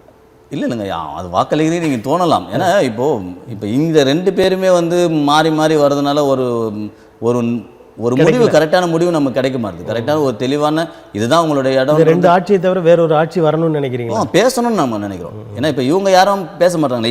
இப்போ அதிமுக கூட பார்த்தீங்கன்னா நம்ம சொல்லும்போது என்ன சொல்லுவாங்க, பேசலாம் தான் சொல்லுவாங்களே தவிர ஆனால் பேச மாட்டாங்க. இப்போ அவங்கக்கிட்ட போனால் என்ன சொல்கிறாங்க, நான் ஆட்சியில் இருக்கிறோம், நாங்கள் பேச மாட்டோம். இப்போ எங்கள் ஊரை பொறுத்த வரைக்கும் அண்ணன் ஜெயக்குமார்னு ஒருத்தர் இருக்கார், வட்டச்செயலாளர், திமுக வட்டச்செயலாளர். உண்மையிலே ஒரு ஜெனுவனான மனுஷன். அவர் பார்த்தீங்கன்னாக்கா எங்களுக்காகவே அதான் எங்கள்னா அவரே சேர்த்து தான் சொல்கிறேன், அவரையும் தான் சேர்த்து சொல்கிறேன். எங்களுக்காகவே போராடுறாரு. எங்களுக்கு எந்த ஒரு பிரச்சனையாக இருந்தாலும் நிற்கிறாங்க. ஒரு கலாச்சேத்ரா ஒரு இடம் ஒன்று இருக்குது. அந்த கலாச்சேத்ராவில் ரோடு வந்து ஒரு குறைஞ்சபட்சம் வந்து 60-70 வருஷமாக வந்து பார்த்திங்கனாக்கா அந்த கலாச்சேத்ரா ரோடை வந்து அந்த கலாச்சேத்ரா நிறுவனமே எப்படின்னா அவங்க ஆக்கிரமிப்பு செய்கிற மாதிரியே வச்சுருந்தாங்க அந்த ரோடு. அது எங்களோட தாங்கல்பாட்டு ரோடு, பழைய ரோடே அதுதான், எங்கள் ஊருடைய பழைய ரோடே அதுதான். அந்த ரோடே வந்து அவங்களுடைய கண்ட்ரோலில் வச்சுட்டு இந்த பக்கம் யாரும் போகக்கூடாது வரக்கூடாதுன்ற மாதிரிலாம் வந்துச்சு. அப்போ ஒரு சில அப்பா இருக்கும்போதே ஒரு எஃப்ஐஆர்லாம் அப்பா மேலே கூட அப்பா கம்ப்ளைண்ட் கொடுத்து ஒரு எஃப்ஐஆர்லாம் வாங்கி வச்சுருந்தார். அதோடைய தொடர்ச்சியாக அவங்க ஜெயக்குமாரனுடைய வந்து மனைவியார் வந்து கவுன்சிலராக வராங்க. கவுன்சிலராக வந்துட்டு சட்ட ரீதியாக தான் இதை நான் கரெக்டான ஒரு முடிவு எடுத்து சட்ட ரீதியாக முடித்து அந்த ரோடை எங்களுக்கு பெற்று தந்தாங்க. பெற்று தந்து இப்போ அந்த ரோடை வந்து நாங்கள் பயன்படுத்திகிட்டு இருக்கோம். அந்த ரோடை வந்து பயன்படுத்தி ரோடை போட்டு கொடுத்து நல்லா இப்போ வந்து எல்லா ஸ்கூலுக்கு போகிறதுலேருந்து ஹாஸ்பிட்டல் போகிறதுலேருந்து தொழில் ரீதியாக ஆட்டோ போகிறதுலேருந்து எல்லாமே இப்போ வசதியாக இது பண்ணியிருக்காங்கன்னா அது ஜெயக்குமார் அண்ணனும் அவரோட துணைவியாரும் காரணம். சந்தோஷம். அதே மாதிரி திமுக கட்சிக்கு நாங்கள் நன்றி சொல்லிக்கிறோம். ஏன்னா இந்த மாதிரி ஒரு சில விஷயத்தை நம்ம பண்ணும்போது நம்ம டக்குன்னு அவங்கள எதுவும் சொல்ல முடியாது. அவங்களுக்கு நன்றி. ஏன்னா அவங்களும் அதுக்கு எதிர்ப்பு தெரிவிக்காமல் அவங்களும் எல்லாருமே அது மாசனனாக இருக்கட்டும், அவராக இருக்கட்டும், மற்ற எம்பி தமிழச்சி தங்கபாண்டி அம்மாவாக இருக்கட்டும், எல்லாருமே எங்களுக்கு ஹெல்ப் பண்ணாங்க. எம்எல்ஏவும் உட்பட. இப்போ நம்ம தமிழ்நாட்டில் ஒரு பழமொழி உண்டு, இருக்கிறத வச்சுக்காம பறக்கிறதுக்கு ஆசைப்படுறேன்னு சொல்லுவாங்க. இப்போ இந்த இரண்டு கட்சிகளுமே உங்களுக்கு சில, அதாவது முழுசாக பெரிய விஷயங்களை செய்யலைனா கூட ஒரு சின்ன சின்ன வேலைகளை, உதவிகளை, சலுகைகள்லாம் கொடுத்துட்ருக்காங்க.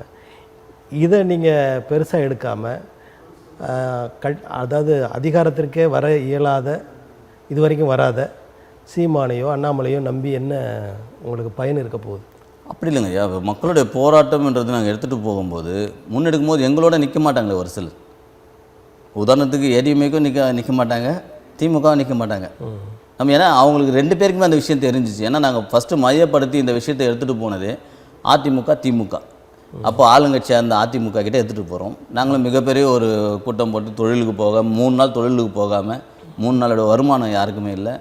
அந்த மாதிரி ஒரு எங்களுடைய ஆலோசனை கூட்டம், அடையாள ஆலோசனை கூட்டம் மாதிரி நம்ம இந்த 2010 சொன்னதை நிறைவேற்றி கொடுக்கணும், எங்களுக்கு அடிப்படை வசதி செய்து தரணும்னு சொல்லிட்டு கூட்டம் போடுறோம். எல்லா அதிகாரிகளும் வராங்க, அது சம்மந்தப்பட்ட துறையை சார்ந்த அதிகாரிகள்லாம் வராங்க, எம்எல்ஏ வராங்க, எம்பியும் வராங்க, எல்லாம் வராங்க. அவங்க வந்தும் ஒன்றும் பண்ணலை. எங்களுக்கு எங்கள் சமுதாயத்தை சேர்ந்தவரை கூட ஒன்றும் பண்ண முடியல மீன்ஸ் அவர் வேறு இதில் போனாரா என்ன நமக்கு தெரியல, பண்ணலை. அதே மாதிரி திமுககிட்டையும் எல்லார்கிட்டையும் சொன்னோம். அவங்களும் என்ன தனித்தனியாகவே நாங்கள் மீட்டிங் போகிறோம். ஏன்னா பாரபட்சம் இருக்கக்கூடாது. நீங்கள் திமுக பக்கமே போயிட்டுனாக்கா இவங்க ஆப்போசிட் ஆகிடுவாங்க, அவங்க பக்கம் போனால் இவங்க ஆப்போசிட் ஆகிடுவாங்கன்றதுனால நாங்கள் எந்த விதமான பாரபட்சமும் இல்லாமல் எங்களுடைய கொள்கை என்னென்னா மண்ணின் மைந்தர்களான எங்களுக்கு அந்த இடம் ஏற்கனவே 2010க்கு முன்னாடி நாங்கள் எப்படி அதை உபயோகப்படுத்திக்கிட்டு வீடாக இருந்து குடியிருந்தாங்களோ அவங்களுக்கு அந்த வீடு வேணுன்றதுக்காக தான் நாங்கள் அதை போராட்டம் நடத்தணும். ஆனால் அவங்க ரெண்டு பேருமே என்ன காரணம் தெரியல, கம்முன்னு இருக்காங்க. நம்ம இனிமேல் பட்டு எங்களுக்கு ஒரு யாராச்சும் ஒரு துணை வேணுன்றதுனால தான் நாங்கள் அவங்களையும் பார்ப்போம். அதேமாதிரி எங்கள் சமுதாயத்துலேயும் ஃபுல்லாகவே நிறைய பேர் இருக்காங்க, அவங்களையும் வர வச்சு நம்ம பேசுவோம், எல்லாம் பண்ணுற மாதிரி தான் இருக்குது. இப்போ இந்த உங்களுடைய அந்த சிக்கல், அந்த தீப்பிடி தேர்ந்த வீடுகளுக்கு பதிலாக வீடுகள் வேண்டுன்றத இங்கே இருக்கிற மக்கள் மட்டும், கடலோர மக்கள் மட்டும் அதை வந்து நீங்கள் கொண்டு போகிறீங்களா, இல்லை மற்ற கடலோர மக்கள்லாம் அதுக்கு அதாவது சார்பாக வேலைகள் செய்கிறாங்களா, போராட்டங்கள் எதுவும் நடத்துகிறாங்களா? ஐயா இப்போ என்னன்னாக்க இப்போ இப்போ இந்த பிரச்சனை வந்து எங்கள் பிரச்சனையாக இருக்கிற வரைக்கும் தான் இந்த ஊரோட பிரச்சனை. இந்த பிரச்சனை சமுதாய ரீதியாக நாங்கள் எடுத்துகிட்டு போனால் கட்டாயமாக வருவாங்க. அதெல்லாம் வந்து சமுதாய அளவில் எல்லாமே எங்களுடைய பிரச்சனைக்கு தோல் கொடுக்கணுன்றதுலாம் யாருமே மாற்றுக்கிறதுக்கு இடமே இல்லை. நம்ம இன்னொரு விஷயம் என்னென்னா புதுசாக கூட கட்டலாம் தான் சட்டத்தில் இருக்குது. புதுசாக ஒரு இடத்துல கூட காலியாக இருந்தால் கூட கட்டலாம் தான். நாங்கள் கேட்குறதுனா புதுசாக இடத்துல கூட நாங்கள் கட்டுறது கேட்கல, ஏற்கனவே இருந்த இடத்துல தான் நாங்கள் கேட்குறோம். ஏற்கனவே எங்களுக்கு அங்கே வந்து 2010க்கு முன்னாடி பெரிய ஒரு தீ விபத்து ஏற்படுறதுக்கு முன்னாடி நாங்கள் எப்படி வாழ்ந்துட்டு இருந்தோமோ அது மாதிரி தான் நாங்கள் கேட்குறோமே தவிர புதுசாக எங்களுக்கு இந்த இடம் வேணும் அந்த இடம் வேணும் நம்ம கேட்கவே இல்லைங்களே. அதுதான் பிரச்சனை. அந்த தீ விபத்து நடந்த நேரத்தில் அதற்கான சேதங்களுக்காக ஏதாவது நிவாரணங்கள் நிதி கொடுத்தாங்களா? கொடுத்தாங்க. அதெல்லாம் ரெக்கார்டு இருக்குது. அது வீடு கட்டுவதற்கான அளவிற்கு அந்த நிதி இருந்ததா? இல்லை இல்லைங்கய்யா, இல்லைங்க. ஒரு சொற்பமான இதுதாங்கய்யா, 2000 3000 அந்த மாதிரி கொடுத்துருப்பாங்க. அது நம்ம ஆளுங்க அன்னைக்கு நேரத்துக்கு எது சாப்பாடு கிடைக்கும் போதும், அந்த ஒரு 3 நாள் 4 நாள் சாப்பாடு தள்ளிக்கலான்ற மாதிரிலாம் இருக்கும். அது நம்மளுடைய இப்போ அந்த பாதிக்கப்பட்ட மொத்த குடும்பங்களும் அதாவது ஒரு பொது இடத்துக்கு வந்து ஒரு போராட்டமோ ஆர்ப்பாட்டமோ நடத்துனீங்களா இது வரைக்கும்? இது பெரிய அளவில் நாங்கள் எதுவும் பண்ணலைங்கய்யா, அமைதியான வழி தான் நாங்கள் அந்த இது நாள் வரைக்குமே. இப்போ நீங்கள் நாங்கள் அங்கே மனு கொடுத்தோம் இங்கே மனு கொடுத்தோன்றதை விட ஒரு எல்லாரையும் ஈர்க்கிற அளவிற்கு எல்லாருக்கும் தெரிகிற அளவிற்கு நீங்கள் ஒரு போராட்டத்தை ஆர்ப்பாட்டமாக நடத்திட்டு அதுக்கு பிறகு அரசு அந்த வேலையை செய்யலைன்னா அதற்கடுத்த செயல்பாட்டில் நீங்கள் இறங்கலாம். ஆனால் அந்த முயற்சிகளாக நீங்கள் பண்ணலையே? இல்லை பெரிய அளவில் இன்னும் ஒரு ஐயா கிட்ட ஒன்றே என்னன்னாக்க நாங்கள் பஞ்சாயத்து வந்து முன்ன பஞ்சாயத்து மாதிரிலாம் இல்லை. ஏன்னா டக்குன்னு ஒருத்தர் வந்து நம்ம வந்து ஒரு குற்றவாளிகளாவோ ஒரு இதுவாகவோ மாற்றுறதுக்கு. ஏன்னா மீனவர்கள் பார்த்திங்கனாக்கா எவ்வளோத்துக்கு அவ்வளோ பொறுமையாக இருப்பாங்களோ அவ்வளோத்துக்கு பொறுமையாக இருப்பாங்க. திடீர்னு பார்த்தா யார் என்ன எதுன்னு பார்க்க மாட்டாங்க. அது அதிகாரியாக இருந்தாலும் சரி, தப்பாக எடுத்துக்காதீங்க, அதிகாரியாக இருந்தாலும் சரி, அரசியல்வாதியாக இருந்தால், எங்கள் சமுதாயத்திலே ஒரு அரசியல்வாதி ஒரு மந்திரியாக இருந்தால் கூட அவரை கூட ஒரு எதிர்ப்பாக இருந்தாருனாக்கா அந்த நேரத்தில் பார்க்க மாட்டாங்க. அந்த எதிர்ப்பு என்னவோ அதை காட்டிடுவாங்க. அதுக்கப்புறம் நாங்கள் எப்படி சொல்கிறது, தலைமுறை ஓடுறது இந்த மாதிரிலாம் எவ்வளோ நடந்திருக்கு. ஏன்னா நம்ம அந்த காலகட்டத்தில் மாறியாச்சு. இப்போ நம்மளுடைய உரிமை என்ன, நம்மளோட உரிமை வந்து நிலநாட்டணும். நம்ம மக்களுக்கு வந்து அங்கே உண்மையான நியாயம் கிடைக்கணும், அவ்வளோதான். நம்ம வந்து அநியாயமாக நம்ம இன்னொரு இடத்த கேட்கல. ஏற்கனவே எல்லா இடத்தையும் நம்ம கொடுத்தாச்சு. இப்போ இருக்கிற இடத்த எங்களுக்கு காப்பாற்றணும், இருக்கிற இடத்துல நாங்கள் வாழணும். அந்த இடத்த நம்ம வந்து சண்டை போட்டு ஒரு பெரிய அளவில் போய் ரொம்ப நேரம்லாம் ஆகாது. நாங்கள் இப்போ ரோட்டில் போய் நின்று மறியல் பண்ணணும்லாம் ரொம்ப நேரம்லாம் ஆகாது. எல்லாம் சொல்லிட்டு தான் இருக்காங்க. ஆனால் நம்ம பஞ்சாயத்தும் பார்த்திங்கனாக்கா அந்த மாதிரி அவங்கள யாரையும் வந்து ரொம்ப வற்புறுத்தாமல் கம்முன்னு இருக்காமல். பொதுவாக இந்திய நாட்டில் பார்த்திங்கன்னா சாதாரணமாக மனு கொடுக்கறது, ஏதாவது 4 பேரை கூப்பிட்டு பேசுகிறதுன்ற மூலமாக எதுவும் பெரிய விடிவு காலம் வந்ததாக தெரியல. எல்லா மக்களையும் ஈர்க்கிற மாதிரி, எல்லா மக்களும் பார்க்குற மாதிரி ஒரு போராட்டமாக ஆர்ப்பாட்டமாக நடந்தால்தான் அந்த பிரச்சனைக்கான விடிவு கிடைக்கிறது. கரெக்ட் தாங்க. இப்போது அந்த நான் முன்னாடி கலாச்சேத்திரா ரோடு சொன்னேன் பார்த்தீங்களா, அதுக்கு கூட பார்த்திங்கனாக்கா எங்கள் ஊரில் வந்து ஒரு இருக்கிறதே எப்படின்னாக்கா வாத்தியாருங்க இருந்த ஊர் எங்கள் ஊர். படிப்பாளிங்க நிறைய பேர் இருக்காங்க, படித்தவங்க நிறைய பேர் இருக்காங்க. ஒரு புரிதல், நல்ல புரிதல் இருக்குது. எங்களை வந்து மக்களை வந்து தவறான ஒரு பாதைக்கு டக்குன்னு ஒரு கோபமாக ஒரு விஷயத்தை பண்ணால் அதில் ஒரு 10 பேர் வந்து குற்றவாளி ஆகிடுவாங்க. குறிப்பாக வலையில் கட்டி கடலுக்குள்ளே இழுத்து கொண்டே ஆழ்த்திடக்கூடாதுன்னு நினைக்கல. நிறையலாம் அதெல்லாம் முன்னாடி வரலாருங்க. இப்போல்லாம் நமக்கு அதெல்லாம் வேண்டாம். நமக்கு ஏன்னா இப்போ இருக்கிற ஜென்ரேஷன் நம்ம அந்த மாதிரி இல்லை. ஏன்னா நம்ம இப்போ வந்து வாழ்க்கை தரன்றது நம்ம வருங்கால சந்ததியை நம்ம பார்க்க வேண்டியதாக இருக்குது. நம்ம அன்னன்னைக்கு நம்ம உழைச்சா மட்டும்தான் நமக்கு மற்ற விஷயங்கள் படிப்பு இருக்குது. ஏன்னா இப்போ படிப்பு விஷயம் போக நம்ம தினம் அன்றாட தேவைக்கு வேணும். அதெல்லாம் நம்ம இழந்துட்டு நம்ம இப்போலாம் சுத்த முடியாது இல்லை. அதெல்லாம் வந்து அந்த காலகட்டம். அதனால் கல்லாச்சேத்திரா ரோடு கூட நாங்கள் போராடணுன்ற முடிவுலாம் வந்துச்சு. அப்போ கூட நம்ம அண்ணன் ஜெயக்குமார் இருக்கார், அவர் எல்லாமே பேசி பஞ்சாயத்தில் அவர் வந்து அட்வைசராக இருந்தார். அப்போ பேசி நம்ம சட்ட ரீதியாக போகலான்ற மாதிரி தான் சட்ட ரீதியாக போய் பொறுமையாக இப்போது நம்ம பெற்றாச்சு. எல்லாத்துக்கும் போராட்டம்ன்றது தான் அது தீர்வு இல்லை. உங்கள்கிட்ட இருந்து அபகரிக்கப்பட்ட நிலங்கள்லாம் இது எங்களுடையது, எங்களுக்கு சொந்தம்ன்றது மாதிரியான வழக்குகள்லாம் நீங்கள் போட்டிருக்கீங்களா? வழக்கு போடலைங்கய்யா. ஆனால் இப்போ கலாச்சேத்திராவுக்கு நாங்கள் எங்கள் திருவான்மையூர் குப்பத்து சார்பாக ஒரு இடம் கேட்டு நாங்கள் மனு கொடுத்துருக்கோம். சென்ட்ரல் கவர்மெண்ட் கலாச்சாரத்துறைக்கும் நாங்கள் லெட்டர் அனுப்பியிருக்கோம். அங்கேருந்து கலாச்சாரம் வந்து நம்மளுக்கு ரிப்ளை வந்திருக்கு. ரிப்ளை என்ன வந்து கொடுத்துருக்காங்கனாக்கா, இந்த மாதிரி நீங்கள் தமிழக அரசையும் மாநகராட்சியும் நீங்கள் அணுகுங்க, அவங்களுடைய ஒப்புதலோடு வந்தீங்கன்னாக்கா நாங்கள் பேசலாம் அப்படின்னு இருக்காங்க. அந்த மாதிரி ஒரு இடமும் கலாச்சேத்திரா உள்ளே இருக்குது. அது எங்களால் கொடுக்கப்பட்ட இடம் தான். ஆமாம், அதை திருப்பி கேட்குறீங்க? ஆமாம்மாங்க. ஆனால் நிறைய கொடுத்துருக்கீங்க, குறைவாக வந்து கேட்குறீங்க. அது என்ன காரணம்னாக்கா, இப்போது நீண்ட கால குடியிருப்புக்கு மத்திய அரசே வந்து சொல்லியிருக்காங்க, நீண்ட கால குடியிருப்புக்கு மீனவர்களுக்கு ஒரு வலுவான ஏற்பாடு பண்ணி தரணும். அந்த கடற்கரை வந்து கடல் வந்து உள் வாங்கினாலோ இல்லை அவங்களுக்கு பாதிப்பு ஏற்பட்டாலோ உடனடியாக ஒரு இடம் வந்து முன்னெச்சரிக்கையாகவே கொடுத்து வச்சுருக்கணும், ஒரு அலாட்மெண்ட் பண்ணி வைக்கணுன்ற மாதிரி இருக்குது ஆபத்து காலத்தில். ஆமாம், அதை வச்சு நாங்கள் கேட்டிருக்கோம். ஏன்னா இப்போ நாங்கள் இப்போ போனோன்னாக்கா சீ பிரீஸ்ன்னு இருக்குது, அது கவர்மெண்ட் கட்டினது, மிடில் கிளாஸ், அங்கெல்லாம் நாங்கள் ஓட முடியாது உள்ள. மொத்தம் இதெல்லாம் தனியார் எல்லாம் வீடு கட்டிட்டாங்க, தனியார் எல்லாம் அப்பார்ட்மெண்ட் கட்டிட்டாங்க ஃபுல்லாகவே. அங்கெல்லாம் நாங்கள் போய் எப்படி இருக்க முடியும்? இந்த சுனாமி போன்ற நேரங்கள்லாம் உங்களால் ஒரு இடம் ஒன்று வேணும், அதுக்காக தான். இப்போ கலாச்சேத்திரா அவங்க அந்த இடத்த வந்து குறைந்த அளவு உங்களுக்கு கொடுப்பார்கள் என்ற நம்பிக்கை உங்களுக்கு இருக்குதா? நம்பிக்கை இருக்குங்க ஐயா, நம்பிக்கை இல்லாமல் அல்ல, நம்பிக்கை இருக்குது. நீங்கள் சொன்ன மாதிரி இன்னும் நம்ம வலுவாக சட்ட ரீதியாகவோ இந்த மனு கொடுக்குறதோ இல்லை அதுக்கு உண்டான அதிகாரிகளை பார்க்குறதோ முயற்சி பண்ணுவோம். முடியாத பட்சத்தில் ஒரு போராட்டம் கட்டாயமாக பண்ணுவோம். அது பண்ணாமலாம் இருக்க மாட்டோம். அதுக்கு முன்னாடி எங்களை பொறுத்த வரைக்கும் என்னென்னா அந்த லெவலுக்கு போகாதுன்ற ஒரு நம்பிக்கை எங்களுக்கு இருக்குது. எங்களுடைய தெய்வமும் எங்களுக்கு கூட இருக்குன்னு நாங்கள் நம்புகிறோம். உங்களுடைய உரிமைகள் அவற்றையெல்லாம் மீட்டு கொடுக்க இந்த அரசு ஆவணம் செய்ய வேண்டும் என்று நீங்களும் வேண்டுகிறீர்கள், தொடர்ந்து அதை வலியுறுத்தி வருகிறீர்கள்.